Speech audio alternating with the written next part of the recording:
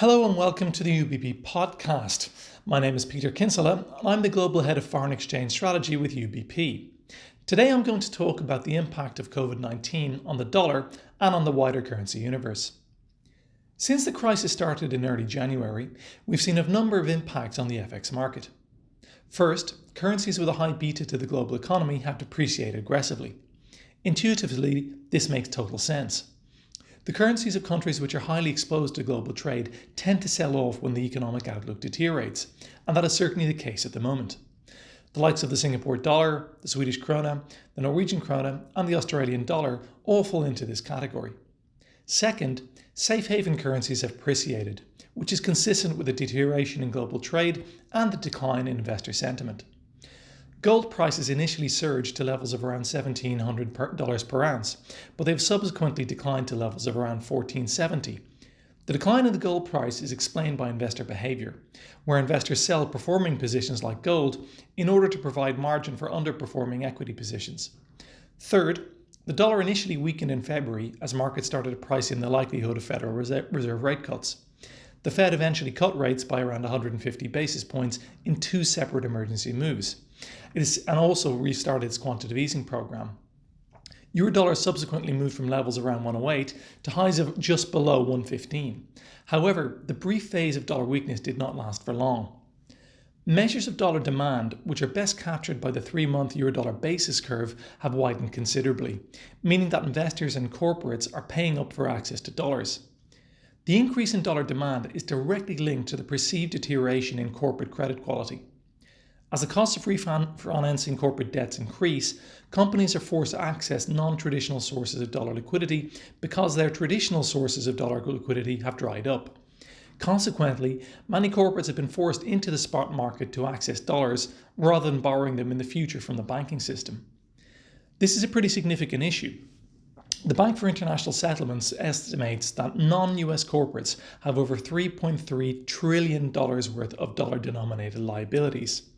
This gives an idea of the scale of the problem, but it actually likely understates the extent of dollar demand because of trade financing concerns. As long as corporate credit spreads in advanced and emerging markets remain elevated, we think dollar funding stresses will remain evident. Here at UBP, we think the authorities need to take aggressive and bold liquidity measures, which include the dollar swap agreements with emerging market central banks. So far, the Fed has lowered the cost of accessing dollars for 5 advanced economy central banks, but the problem is mainly evident in emerging markets. Consequently, a real circuit breaker will be if the Fed announces swap lines with the likes of Brazil, Turkey and even China, with a duration of at least 6 months.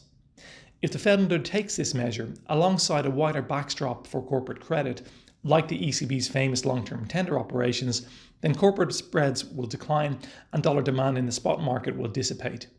This would mark the end of the dollar's bull run, which began in 2014. We think that over the medium term, the dollar is likely to weaken, reflecting a permanent decline in US longer-term interest rate profiles. The US 10-year bond yield has fallen to levels of around 0.7%, and it is highly unlikely to rise materially from current levels even if the crisis passes. Globally, central banks have cut interest rates significantly, meaning that investors will still continue to buy US paper, even with paltry yields of only 70 bips. In the short term, we think that economic data is going to print at dreadful levels around the world. What we can see so far is that the countries which locked down their economies early on with stringent containment measures look likely to be the ones with the lowest economic costs. The costs of locking down early were far lower than locking down late. As a result of this, we anticipate economic data from the Eurozone and from the US will be dreadful over the coming 2 months. Consequently, we think it makes sense to expect further safe haven appreciation. In particular, we think that the decline in US-Japanese real yield spreads means that dollar-yen can potentially fall to levels around 95 from currently levels of around 107. The Swiss franc will also continue to trade robustly. Gold has experienced significant volatility in recent weeks and has not acted as the hedge that many assumed it would. However, we think that the closer central banks get to the lower bound, the more likely it is for them to consider extremely unconventional measures like helicopter money policies. This will obviously benefit gold prices more than any other safe haven asset, meaning that we think gold will continue to play a valuable role in any investment portfolio in the months ahead. Although the valuations for higher beta G10 and EM currencies are compelling, we think it's way too early to consider long positions at this point in time. When we see the measures being undertaken which address dollar liquidity concerns and indeed corporate funding concerns, then this will be the green light to get involved with currencies which illustrate significantly higher interest rates. The likes of the Mexican peso will do very well if this transpires. At a time like this, it's important to remember the lessons of the 2008 financial crisis. When pricing is extremely cheap and valuations are compelling, it makes sense to enter long small positions.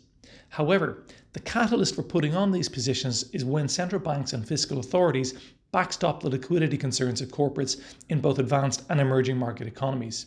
Once this has been done, high yielders will outperform and the dollar will begin to weaken on a sustained basis.